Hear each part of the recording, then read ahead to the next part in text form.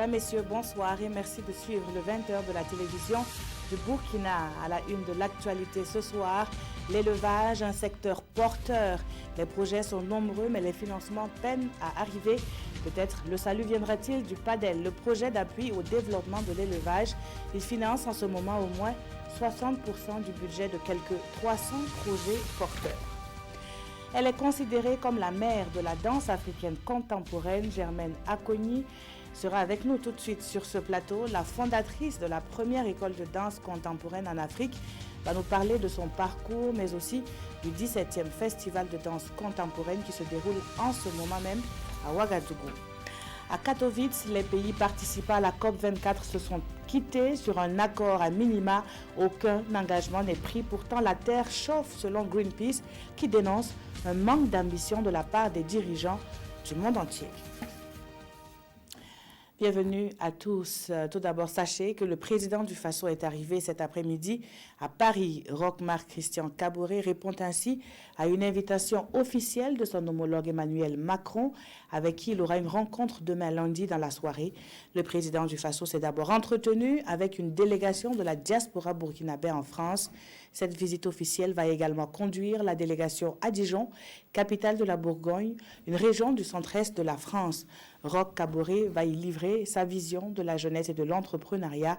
Ce sera devant les étudiants et le corps enseignant de l'université de Dijon.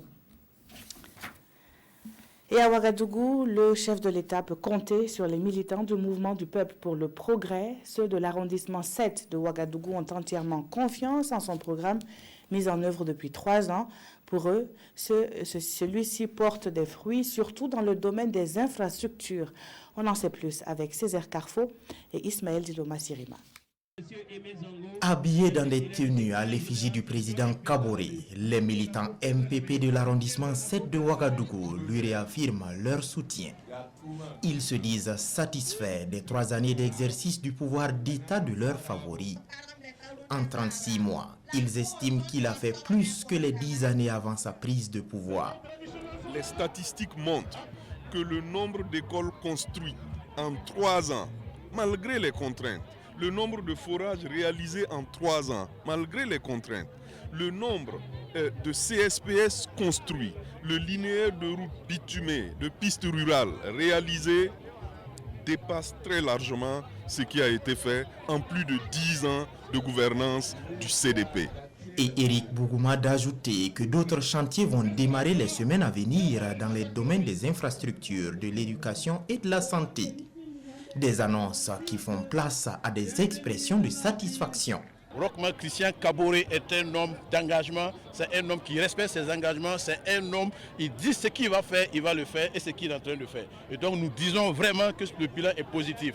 Et rien qu'avant-hier, vous avez vu le rapport de la Banque mondiale, sur 38 pays, le Burkina Faso est classé 6e sur la bonne gouvernance. Et selon eux, le principal frein actuellement à l'essor économique et social du Burkina est le terrorisme sous sa forme non classique.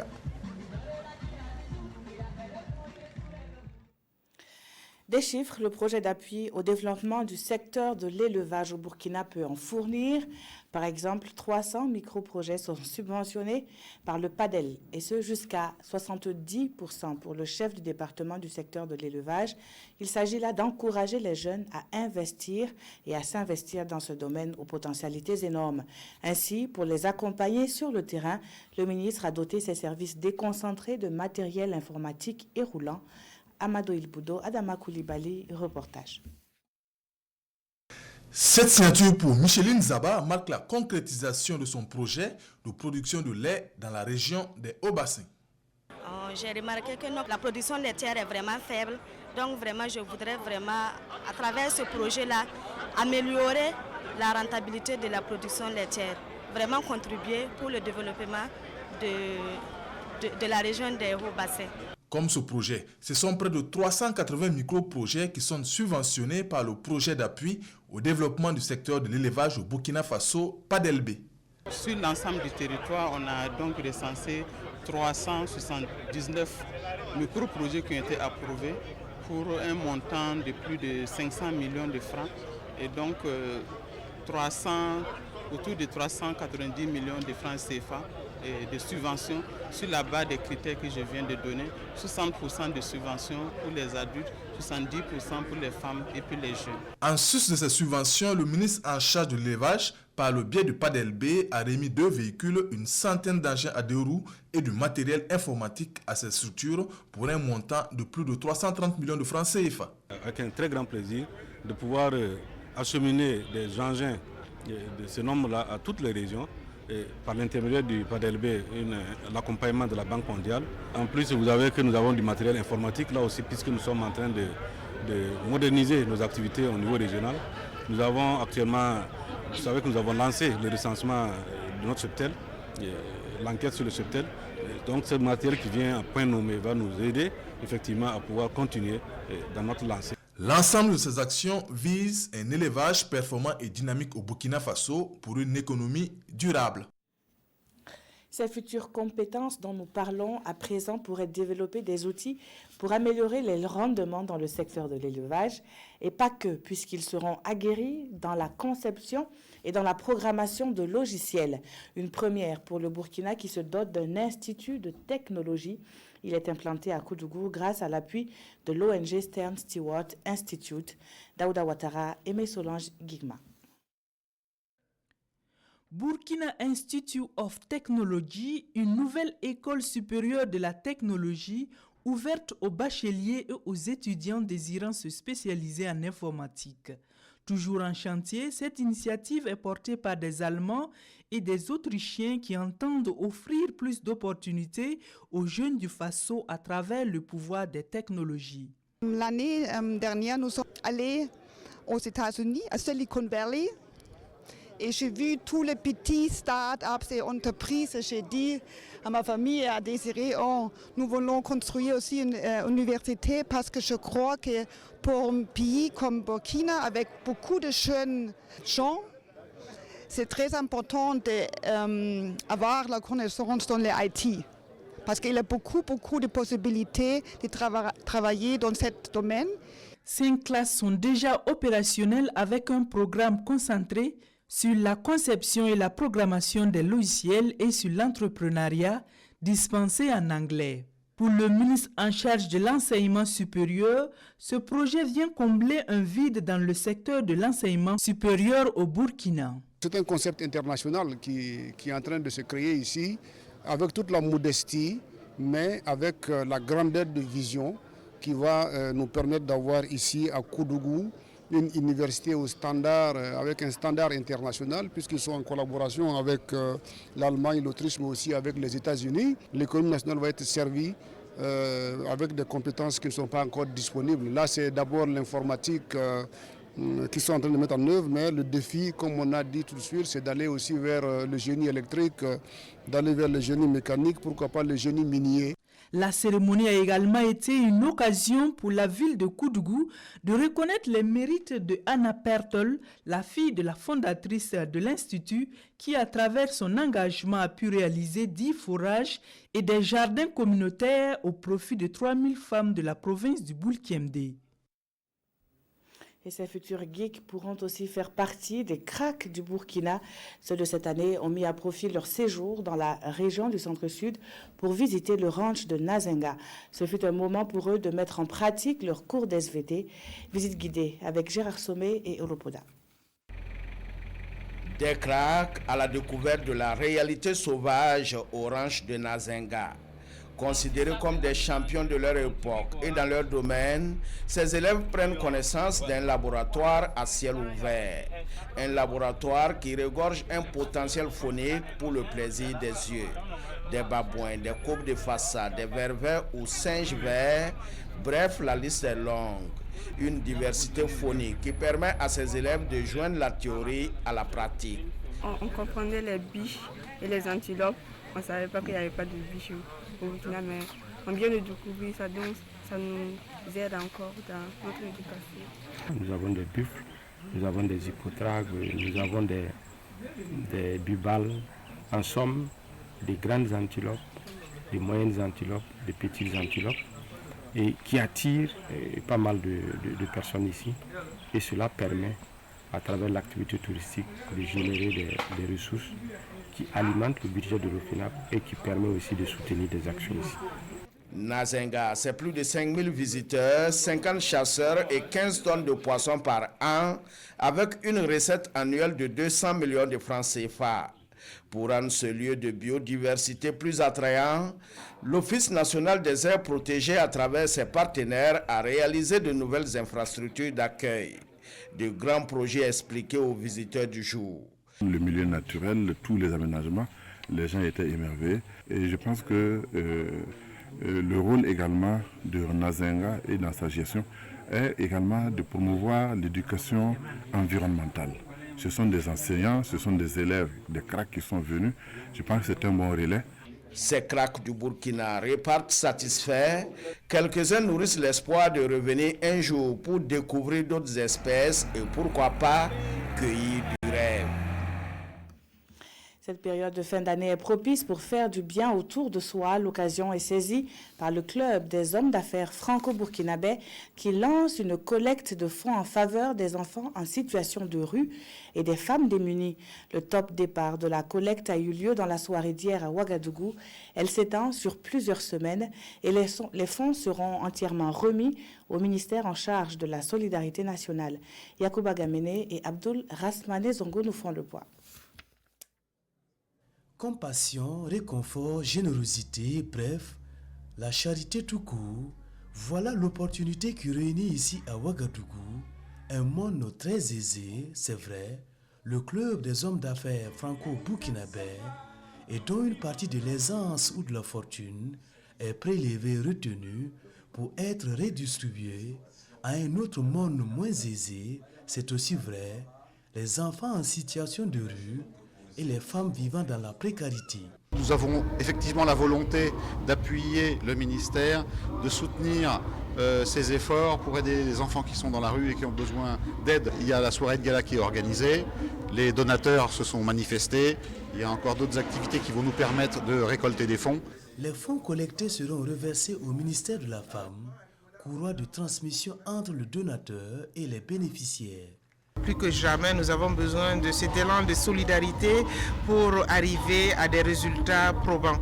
Il est important que les gens sachent aussi que pour arriver à ces résultats, il faut mobiliser des ressources. Et c'est dans ce sens que cette soirée est la bienvenue. Les structures également, œuvrant dans le domaine de la lutte contre la précarité, ne sont pas en reste, notamment l'association Raman et Spécial Olympique. Elles ont reçu toutes deux chacune un chèque d'1 million de francs CFA. La soirée marque le début de la collecte de fonds qui s'étendra sur plusieurs semaines et le club des hommes d'affaires franco-burkinabais, à travers cette œuvre caritative, vole au secours de la frange de la population dite vulnérable et contribue modestement ainsi à apporter sa pierre à la construction de l'édifice de l'amour et de la solidarité. Ouvrons à présent une page culture à ce journal. Elle commence par un préjugé qui est rompu. Maïmouna Dao est l'une des rares femmes qui fait de la peinture sur les pots en terre. En plus de les fabriquer, elle y appose sa touche finale avec quelques coups de pinceau sous l'œil admiratif des passants. Martin Zerbo, Mireille Carole Tougma sont allés à sa rencontre. Suivez plutôt.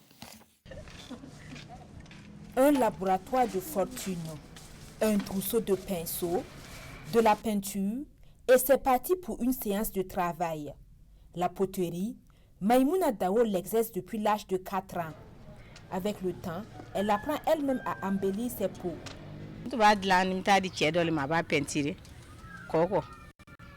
Avant, j'envoyais mes pots chez un monsieur à Coco qui mettait la peinture pour moi. Entre-temps, il a commencé à augmenter le coût de la prestation de façon démesurée. Alors, j'ai décidé de peindre moi-même.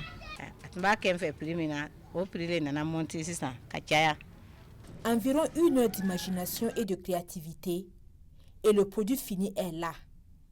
Un vase en forme de coque. Ce pot, c'est pour un mariage. On peut l'utiliser pour décorer la maison ou mettre de l'eau pour boire. Ça rafraîchit l'eau. Cet exercice, cette potière le fait sous l'œil admiratif des enfants, des passants et de ses connaissances qui ne tarissent pas d'éloges. C'est très joli, elle fait ressortir son savoir-faire. Bon, je l'apprécie très bien, elle ne se débrouille pas mal, elle fait son travail et les gens l'apprécient aussi. Bon. Souvent moi-même je gagne des clients pour elle, des commandes, je viens la donner, elle fait et puis elle livre ça. Moi-même j'apprenais un peu à faire ça avec elle. Souvent si elle a des difficultés, elle m'appelle. Quand je quitte l'école, je viens, je l'aide à piler l'argile là, puis souvent elle me donne des petits jetons. Avant d'arriver à cette séance de finition, les pots préparés depuis une semaine sont d'abord passés à l'épreuve du feu qui permet de les cuire. Tout se passe avec délicatesse pour recueillir au finish le plus grand nombre de pots possible. Madame Germaine Akoni, bonsoir. Bonsoir. Un regard sur le travail de cette dame? Je trouve ça extraordinaire parce que l'art génère de l'économie. C'est ce que nos gouvernants ne savent pas encore et ne comprennent pas tout à fait, et qu'il faut encourager l'art. Alors, vous êtes donc Madame Akoni, vous aussi vous avez osé à un moment donné dans l'art, la danse. En 1968, vous fondez votre premier studio de danse africaine à Dakar, faisant de vous une pionnière, mais aussi un modèle sur le continent africain. Oui, si les gens disent que je suis un modèle, je suis très heureuse d'être un modèle. Et puis après aussi, le président Senghor voulant faire du Sénégal la Grèce de l'Afrique, grâce à sa connaissance avec Maurice Béjart, ils ont créé le premier centre de formation pour les danseurs. Parce que je pense que la danse, c'est le premier des arts, et que pour tout métier, parce qu'on considère maintenant, c'est reconnu que la danse est un métier, mais ce n'était pas un métier. Donc, il faut la formation des danseurs. Et je trouve que de plus en plus, la formation est au cœur de la danse. Et ça se voit, d'ailleurs. Alors, on dit de vous que vous êtes la mère de la danse contemporaine en Afrique. Qu'est-ce que c'est? Est-elle opposée à la danse traditionnelle? Ah non, pas du tout. Moi, je pense que pour aller de l'avant, il faut savoir d'où l'on vient. Donc, en tout cas, après avoir créé l'école Moudra Afrique, mon mari Helmut Vogt et moi, nous avons créé le village de la danse, l'école des sables à Toubab Dialao pour continuer cette formation. Mais d'abord, les étudiants, quand ils viennent, il faut qu'ils connaissent leur danse patrimoniale traditionnelle. De là, parce que c'est une excellente formation et nos danses sont si compliquées, si complexes qu'on ne peut pas les laisser de côté. Et c'est un héritage de nos parents qu'il ne faut pas oublier. Donc le coup le plus important, c'est de s'échanger les danses patrimoniales de leur pays et d'en faire un network pour les développer dans une danse contemporaine, qui est une danse d'aujourd'hui. D'accord. Alors, il y a une vingtaine d'années, vous avez créé, vous l'évoquiez tantôt, une école de danse contemporaine en Afrique. Cette école risque la fermeture d'ici cette fin d'année. Comment est-ce que vous vivez cela? Oui, puisqu'on n'est pas très encouragé par le gouvernement. Mais là, dernièrement, le ministère de la Culture nous a accordé 15 000 € qui nous aident à la formation de tous les danseurs de toute l'Afrique quand même, et des Sénégalais en particulier. Donc, si nous ne sommes pas aidés si ce n'est pas politiquement accepté, nous ne pouvons pas avancer. Nous avons de l'aide des autres pays, d'Europe, ainsi de suite. Mais si nous voulons garder notre indépendance et notre personnalité, il faut que nos gouvernants nous aident à développer nos danses et aller de l'avant. Est-ce que vous pensez justement que la danse est le parent pauvre en Afrique de l'Ouest? Oui, malheureusement. Donc, ici, j'ai été invitée au Festival Dialogue de Corps, qui est la 12e édition. Et ce festival est un lieu incontournable en Afrique où tous les danseurs de toute l'Afrique et même d'ailleurs du monde se retrouvent pour une rencontre, un échange exceptionnel. Donc, il a de plus en plus de mal aussi à exister. Donc, il faut de l'aide, il faut une volonté politique pour que la danse continue Et c'est vraiment le développement par la danse. Et par la danse, nous pouvons nous épanouir. Parce que le premier des arts, comme je dis, interprète la littérature, la peinture et tout ça. Donc, c'est vraiment un art de développement. Alors, vous l'avez dit, Dialogue de corps donc est à sa 12e édition. C'est un festival initié par le Burkinabé Salia Sanou. Oui. Alors, il se penche cette année sur la problématique de la migration. Et demain, vous serez sur scène. C'est une rencontre entre la nouvelle et l'ancienne génération? Oui, c'est-à-dire d'abord entre la littérature, la danse, et Salia Sanou a invité Nancy Houston, qui est un écrivain et qui écrit sur la migration, et son spectacle s'appelle Multiples. Donc, multiples identités, et c'est important qu'on connaisse nos identités multiples, qu'elles soient confessionnelles ou ethniques. Donc, demain, exactement. Votre spectacle s'appelle Beaucoup de vous. Oui, il y a d'abord Beaucoup de vous, puisque j'ai eu la chance d'avoir Salia, qui est un chorégraphe extraordinaire, comme disciple. Et qui a été reconnaissant et qui m'a demandé si je pouvais partager la scène avec lui. Et j'ai accepté avec beaucoup de plaisir. Beaucoup de vous. Merci à vous, Madame Akogny, d'avoir été sur ce plateau. Je rappelle que vous êtes une danseuse contemporaine, la mère donc de la danse contemporaine en Afrique. Et vous étiez avec nous pour parler de votre parcours, mais également de ce festival, le 12e de Festival Dialogue de corps, donc initié par Salia Sanou. La suite de ce journal nous conduit à Khouribga, c'est au Maroc. La ville est connue pour son festival cinématographique et la 20e édition est vue comme une transition avant la commémoration du 40e anniversaire du festival. Reportage de nos envoyés spéciaux Paul-David Bambara et Éléonore Ouedraogo. Le Festival du cinéma africain de Khouribga pour sa 21e édition jette les bases d'une nouvelle image. Après la commémoration des 40 ans du festival à l'édition de 2017, le président nourrit de grandes ambitions. On a trouvé un ensemble d'idées extrêmement intéressantes qui peuvent constituer la nouvelle ossature du festival. Mais il nous était très très difficile de les appliquer pour l'année suivante, c'est-à-dire pour 2018. Alors on s'est dit on va faire une sorte d'année de transition. On va garder le festival tel qu'il est et on va déjà, à l'occasion du festival, entreprendre un certain nombre de contacts avec nos différents partenaires, avec nos différents sponsors, avec des nouveaux peut-être, pour leur donner la nouvelle image qu'on voudrait donner à ce festival à partir de 2019. Le festival met tout de même en compétition 15 films pour le Grand Prix Samben Ousmane. À ce trophée s'ajoute le prix du jury, baptisé pour cette édition le prix Samir Farid, et celui de la meilleure réalisation, renommé le prix Idrissa Ouedraogo, en hommage à ces grands noms du cinéma africain, disparus respectivement en 2017 et en 2018. Le programme du festival prévoit aussi des projections débats, des colloques et des hommages aux acteurs du cinéma africain. Le pays invité d'honneur est l'Angola. Revenons au Bercail, dans la cité de Naba Zungrana, qui est en fête. Et pour cause, le roi de Tenkodogo célèbre son Basga, la fête des récoltes. Naba Gimpole est à son 3e Basga depuis son intronisation en 2016. Cette année, la cohésion sociale et la lutte contre l'insécurité est au centre de la manifestation qui a drainé du beau monde. Amado Ilboudo et Draman Guéné y étaient, leur compte rendu. Des coups de canon pour annoncer la sortie du roi, le Dima de Tenkodogo. La procession au rythme de tam-tam se dirige vers le trône, symbole de la chefferie. Autour de Naba Djigempolé, la famille royale et les ministres du roi.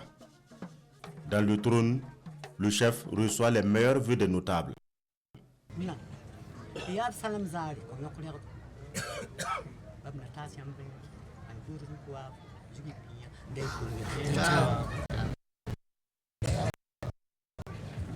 Rituel qui consacre l'autorisation des ancêtres de consommer les nouvelles récoltes, c'est le Basga.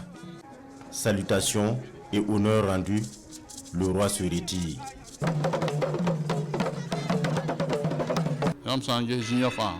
Le pays fait face à des actes d'insécurité, des fadas à Dori et dans certaines localités. Ces terroristes posent des actes horribles. Que Dieu et les ancêtres les combattent pour nous. Le chef de file de l'opposition a fait le déplacement de Tenkodogo pour souhaiter bonne fête au Dima. À sa suite, le médiateur du Faso. Elle porte le message de paix du président du Faso au roi de Zungrantenga. Demander que la grâce de Dieu et la grâce des manes et des ancêtres puissent accompagner ce peuple qui a tant besoin de sérénité, qui a tant besoin de cohésion, qui a tant besoin de paix pour pouvoir aller vers le développement durable. C'est le 3e Basga ou fête des récoltes de Naba Djigempolé après son intronisation en 2016 comme 29e roi de Zungrantenga. Une fête annuelle qui consacre le début des récoltes. Actualité hors de chez nous avec la 24e conférence des Nations Unies sur le climat achevée ce week-end à Katowice en Pologne. 2 semaines d'intenses négociations sur un accord multilatéral, mais au finish, aucun nouvel engagement pris pour faire face aux périls climatiques. Les 197 pays de la Convention cadre des Nations Unies sur le changement climatique ont tout de même réussi à s'entendre sur les règles d'application de l'accord de Paris. Un accord à minima à la COP24. Après 2 semaines de tergiversation et de débats houleux et plus de 24 heures de prolongation, les quelques 200 pays réunis à Katowice ont scellé un compromis. Ils se sont mis d'accord sur les règles d'application de l'accord de Paris, une sorte de mode d'emploi qui régira la lutte contre le réchauffement climatique durant les prochaines décennies. En revanche, les pays participants n'ont pas pris de nouveaux engagements alors que ceux pris à Paris il y a 3 ans sont jugés insuffisants par les experts du GIEC. Ils conduiraient à un réchauffement de plus de 3 degrés d'ici la fin du siècle. Or, la hausse ne devrait pas dépasser 1,5 degré sous peine d'immenses bouleversements. Place à présent à notre rubrique sportive du dimanche. Lassina Osawadogo, bonsoir. Bonsoir Peggy Otrago. La bonne nouvelle nous vient d'Égypte avec le sacre de Salitas FC face à Al-Masri. Est-ce qu'on peut parler déjà de sacre? Peut-être on dira le sacre entre griffes, hein, Peggy.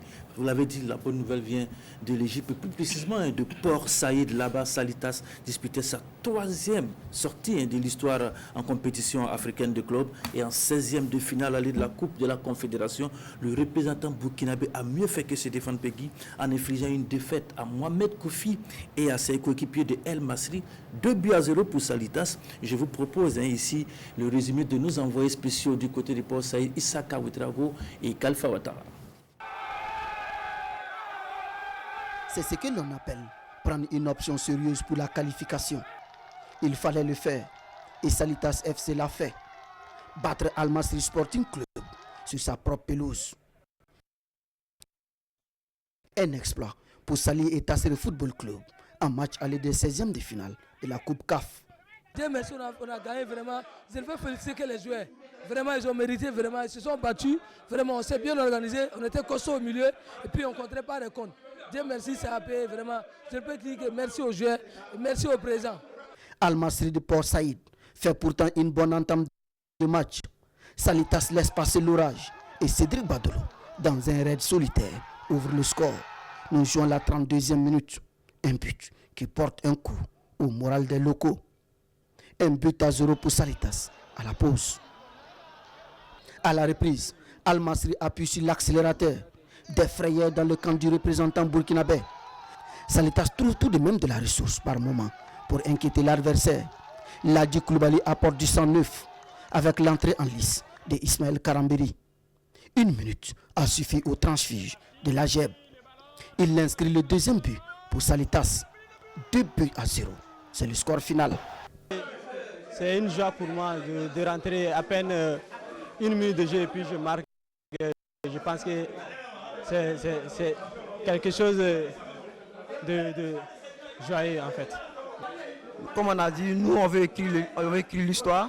Donc maintenant c'est à nous maintenant de travailler quand nous allons arriver à Ouagadougou, de se donner à fond aux entraînements parce que le match n'est pas encore fini. Dans 1 semaine, il faudra rééditer l'exploit et inscrire enfin le nom d'un club burkinabé dans les annales de la Coupe CAF. Une autre bonne nouvelle, Lassina, elle ne vous concerne pas, mais plutôt votre homonyme, Lassina Traoré, qui a signé un contrat, dites-vous. Oui, un contrat. Peut-être juste revenir sur ce qu'on vient de voir. On est en train de taper sur nos machines pour voir, surtout avec nos anciens, pour voir si déjà un club burkinabé a déjà battu une équipe égyptienne ou une équipe maghrébine dans les compétitions interclubs. On vous donner des informations sur cela. Lundi, au magazine des sports. Vous parlez tout à l'heure de mon homonyme. Il s'agit de Franck Lassina Traoré tout à l'heure, que nous allons apercevoir sur les images en photo Peggy. Il vient de paraffer son premier contrat professionnel au profit de l'Ajax d'Amsterdam, un club où évolue déjà un autre Burkinabé. Il s'agit de Bourema Hassan Bandé. Après une performance, après bien sûr une préformation en Afrique du Sud à l'Ajax Cape Town, la société de Raïmo FC a réussi le grand bond à partir de ses 18 ans. Il signe donc dans ce club mythique de la Hollande, l'Ajax d'Amsterdam. Franck Lassina est arrivé même ce matin du côté d'Amsterdam pour un séjour Peggy d'une semaine où il devra remplir quelques formalités, avoir son visa et puis pourquoi pas prendre part au stage bien sûr de début janvier avec l'Ajax du côté des États-Unis. Qu'est-ce qu'on peut dire? On ne peut que souhaiter un très bon vent à Lassina Franck Traoré, qui est un bon espoir pour le football burkinabé. Et puis nous restons encore en football avec la 14e journée du face-au-foot. Oui, la 14e journée, il ne fallait pas bien avoir le couleur bleu et blanc ce week-end. Je sais de quoi je parle, Peggy, en vous regardant. Raïmo a tombé, l'étoile finale de Ouagadougou, sur le score de 1-0. Et Lusco aussi est tombé du côté de la Comoé face à l'AS Sonabel, 1-0. L'Asfa Enega, par contre, a battu le Rail Club du Kadogo sur le score de 1-0. Et l'équipe militaire Lusfa a pris le dessus sur la GEP sur le score de 2-0. Match nul à Saponé entre le Majestic et l'ASFB de Bobo Dioulasso, revenu de sa gifle du côté du Cameroun. Et puis le vendredi, le RCB et la C de Koudougou avaient déjà fait match nul du côté de Bobo sur le score de 1 partout. L'USO, par contre, a battu l'AS Douane sur le score de 1-0. Et puis, vous avez vu Salitas tout à l'heure, le match Salitas AS Police est reporté à une date ultérieure. Oui, Lassina, nous parlons enfin de cyclisme. Pour terminer avec le Grand Prix SND couru ce matin à Ouagadougou. Oui, Peggy, la petite reine avec la victoire. La victoire, on va le voir en image de Salfo Bikenga de l'AS Bessel lors du Grand Prix SND 2018 couru ce matin entre Ouaga, Zignaré, Boutenga et Ouaga et un critérium de 12 tours sur le boulevard Charles de Gaulle. La vitesse moyenne pour la course de ce matin est de 38 642 km/h. Salfo Bikenga qui signe donc peut-être la victoire sur la dernière course de l'année. Et puis, en bonus, sachez que le maillot jaune du Tour du Faso, Mathias Sorgo, sera à Bobo Dioulasso cette semaine pour présenter donc ce maillot aux autorités du côté de SIA. D'accord. Et il ira en vélo? Il n'ira pas en vélo, peut-être qu'il prendra le vélo une fois sur place. Mais le plus important, Peggy, c'est le maillot qu'il doit présenter. Oui. Merci à vous, Lassina, pour ces informations sportives. Elles seront développées demain à 21h au magazine des sports. Et merci à vous d'avoir suivi ce journal. Dès demain, une nouvelle équipe s'installe à 20h. Très bonne reprise à toutes et à tous.